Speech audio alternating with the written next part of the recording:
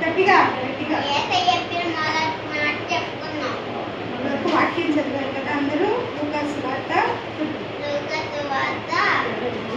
23:34 చదువుకున్నాం కదా. చెప్పు. తండ్రి ఏం చేస్తున్నారు మీరు ఎరగను కనుక నిన్ను క్షమించుము.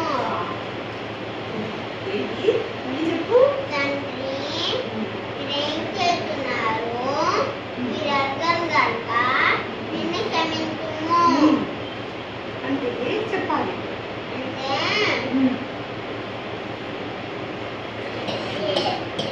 క్షమించుట. తండ్రి అంటే తండ్రి అంటే యేసయ్యకి డాడీ. అమ్మ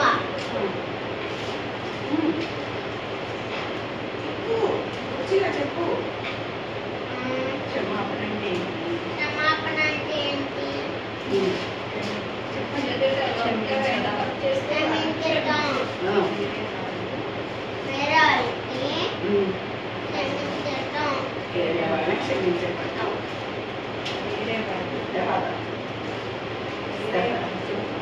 చెప్పాను ఒకరోజు బోధిస్తుంటే సౌలు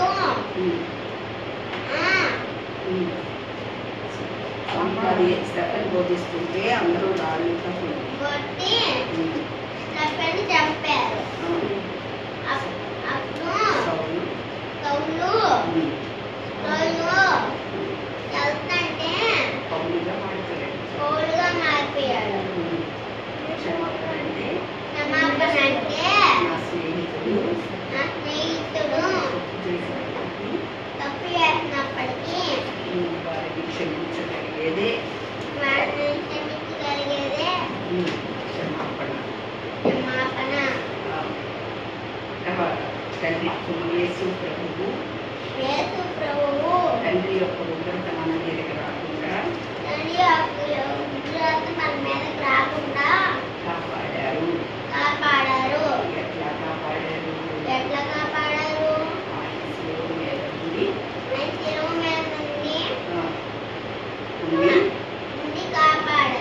తండ్రి మీరేం చేస్తున్నారు? మీరు అర్థం కనుక ఇన్ని క్షమించుము. తండ్రి అంటే ఎవరు? యేసయ్య. యెహోవా తండ్రి. తండ్రి అంటే ఎవరు? యెహోవా తండ్రి. యెహోవా తండ్రి. దేవుడైన యెహోవా తండ్రి.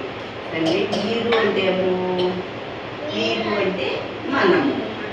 మనందరం చేసే పనులు మనందరం చేసే పనులు యేసయ్య తండ్రికి కోపం వచ్చి తండ్రి కోపం వచ్చి మనల్ని ఉగ్రతతో చేద్దామంటే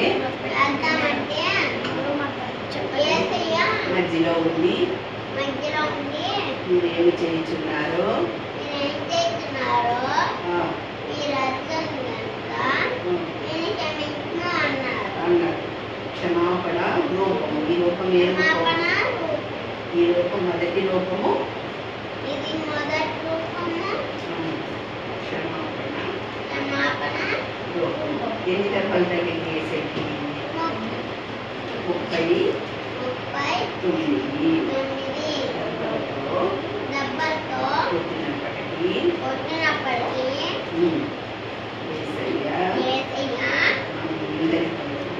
మనందరి కొరకు ప్రాణం పెట్టారు.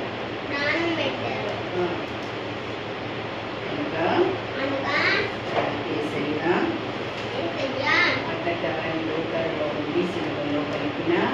అడ్డకరలో ఉండి సిలువలో పలికిన ఈ యొక్క మధురమైన మాటను అమూల్యమైన మాటను మనం జ్ఞాపకం చేసుకుందాం.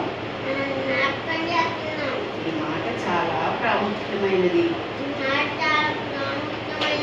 కనుక నాకు దేవుడు ఈ సమయం ఇచ్చినందుకు యేసయ్యకు శిలువనాథునికి మరణాత తెలియచేస్తున్నాను. అన్నాక తెలియజేస్తున్నాను. మీ అందరికీ మరణాత. మీ అందరికీ మన్నాత. ఆమేన్. చాలు. ఆమేన్. అందరికి మన్నా చెప్పు. అందరికీ మన్నాత. ఆ.